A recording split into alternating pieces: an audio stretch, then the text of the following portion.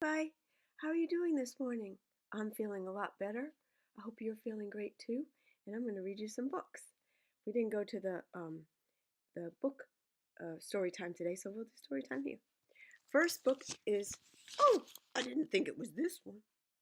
The back confused me, but that's okay. We'll read it anyway. This is the one we started. It has some winter poems. Remember, they had some real. What happened to the light here? They had some really good ones. And we read a few of them, and now I'll read a few more.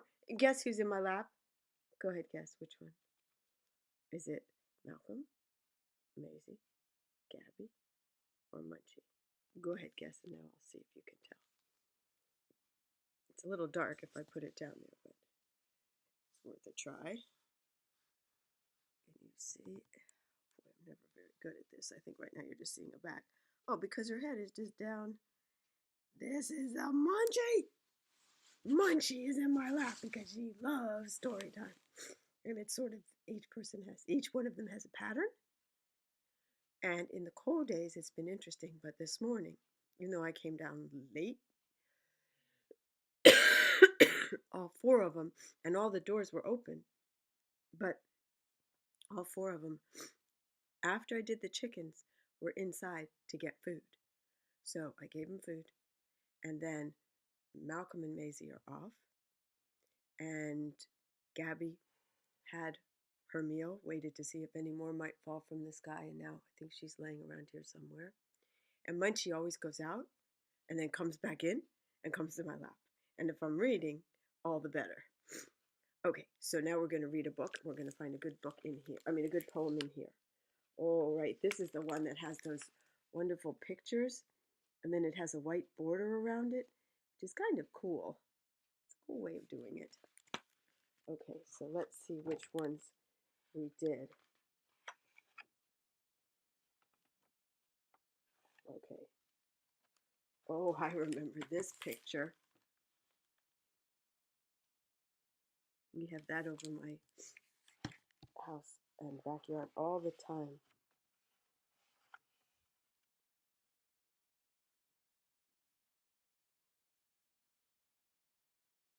They had a big snow where your grandparents are um, in New Jersey. They had a big one last night, or the night before, but we didn't get any.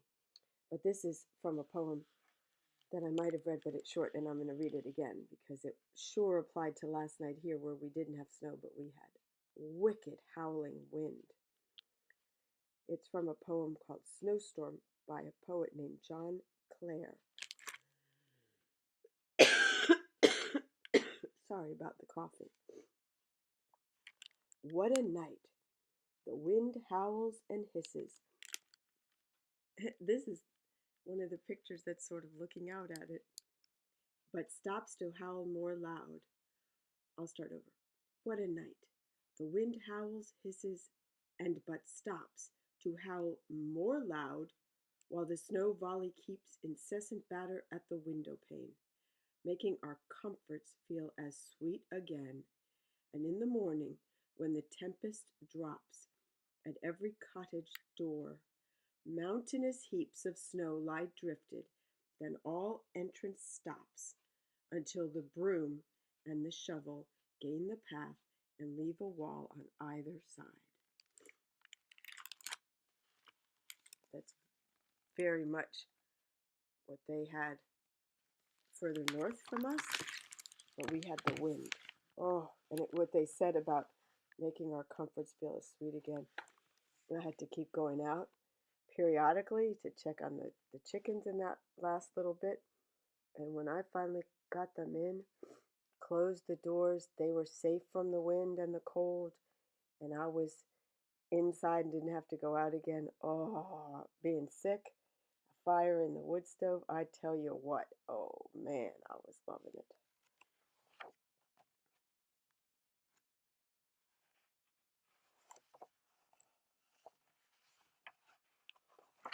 I'm going to turn the pages until I find one. Oh, this is where we left off. The Germ by Ogden Nash. And seeing as all four of us have been sick this week,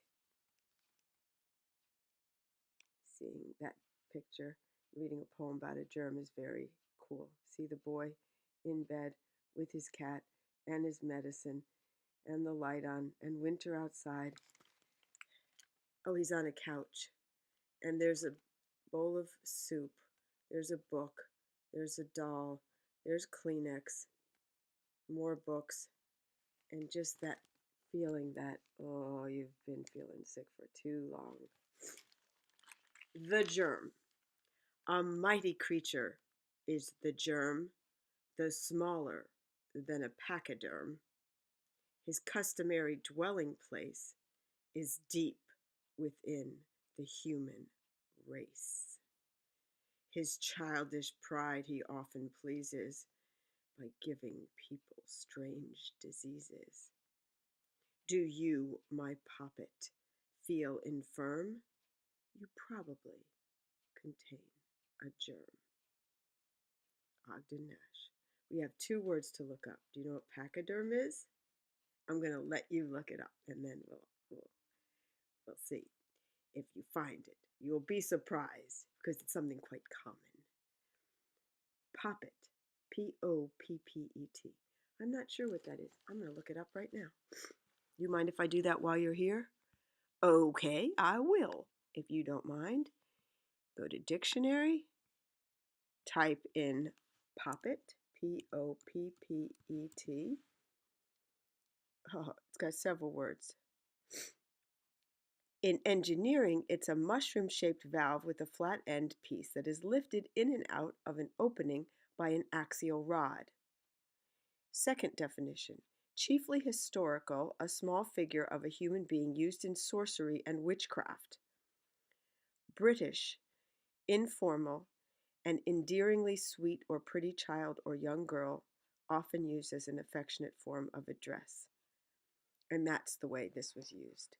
He's British, and he was using it as an endearingly sweet address to a pretty child or young girl or young child. Might have already said that.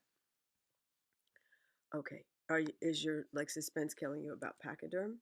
Okay, we type in the word, and it says, get ready, a very large mammal with thick skin.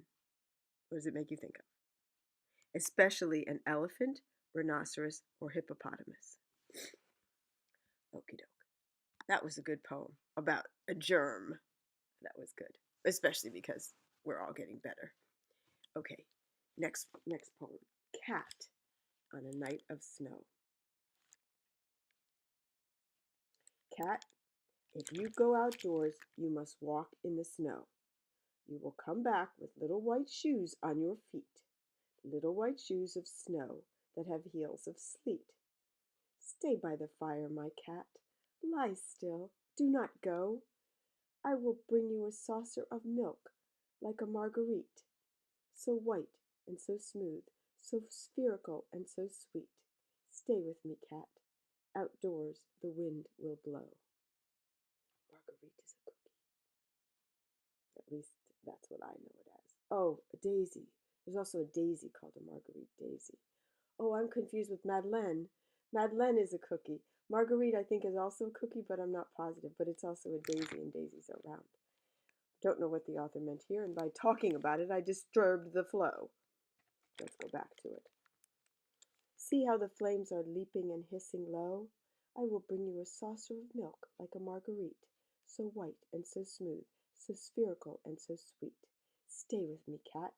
Outdoors the wild winds blow. Outdoors the wild winds blow, mistress, and dark is the night. Strange voices cry in the trees, intoning strange lore, and more than cats move, lit by our eyes' green light, on silent feet where the meadow grasses hang hoar. Hoar is another word for frost. Mistress, there are portents abroad of magic and might, and things that are yet to be done. Open the door. Oh, I can be quite slow in certain things. the cat has the first stanza, meaning it's spoken to the cat from the mistress, the owner of the cat. The second stanza is spoken to the mistress from the cat. I'm going to read, because the last line didn't make sense otherwise. Open the door. Sorry, I just missed it. Cat. If you go outdoors, you must walk in the snow. You will come back with little white shoes on your feet, little white shoes of snow that have heels of sleet. Stay by the fire, my cat, lie still, do not go. See how the flames are leaping and hissing low. I will bring you a saucer of milk, like a marguerite, so white and so smooth, so spherical and so sweet. Stay with me, cat, outdoors the wild winds blow. Outdoors the wild winds blow, mistress, and dark is the night. Now the cat is speaking to his owner. Strange voices cry in the trees, intoning strange lore, and more than cats move, lit by our eyes' green light. Now I get it. Cats are the ones with the light that sort of comes out of their eyes. Not really, but that's what it looks like because of the way it reflects light. On silent feet where the meadow grasses hang hoar, mistress, there are portents abroad of magic and might, and things that are yet to be done. Open the door. I like the poem. I like that poem. It was called Cat on a Night of Snow by Elizabeth Coatsworth. And this is the bigger picture around it. It's on the same page as the germ and the poor lad in bed with a bit of a cold.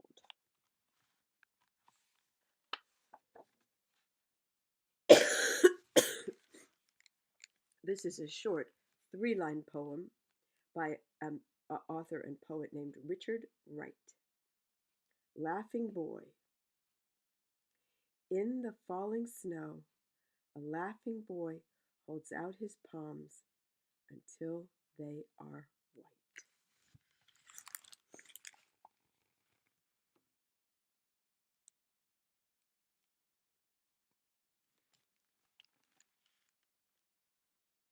We have time for another? Yeah. The buck in the snow. Buck is a male deer. White sky. There's no picture of one, just same kind of wonderful pictures.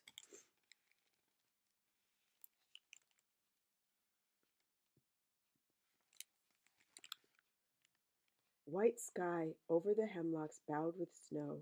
Saw you not at the beginning of the evening the antlered buck and his doe standing in the apple orchard? I saw them. I saw them suddenly go, tails up, with long leaps, lovely and slow, over the stone wall into the wood of hemlocks bowed with snow. Now lies he here, his wild blood scalding the snow. How strange a thing is death, bringing to his knees, bringing to his antlers the buck in the snow. How strange a thing, a mile away by now it may be, under the heavy hemlocks that, as the moments pass, shift their loads a little, letting fall a feather of snow, life looking out attentive from the eyes of the doe. That's quite a sad poem. His wild blood scalding the snow. That's one heck of a line. And this, how strange a thing is death, bringing to his knees, bringing to his antlers the buck in the snow. How strange a thing, a mile away by now it may be, under the heavy hemlocks that, as the moments pass, shift their loads a little, letting fall a feather of snow, life, looking out attentive from the eyes of the doe. Oh, that's quite sad. The doe is still alive and she's a mile away by now where more snow is falling. And she's looking out attentive. Munchie just came back. I'll see if I can find another one. Night. Stars over snow, and in the west a planet, swinging below a star. Look for a lovely thing and you will find it. It is not far. It never will be far. By Sara Teasdale.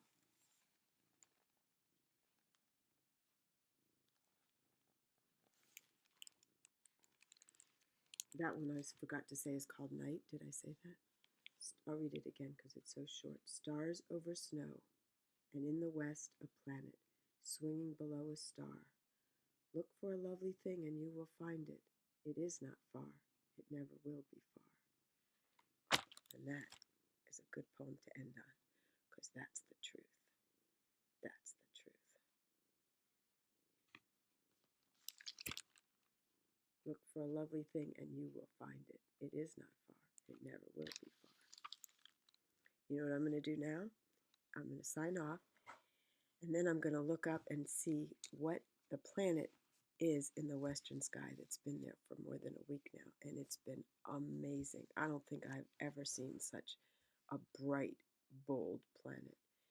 I mean, planets are different sizes and shapes based on where they are in their orbit and all of that, but this one is something. I'm going to see if I can find out what it is. But in the meantime, I'm going to wish you, I love you, sweetie pie. Have a very good day, whatever you do. See you soon. Bye-bye.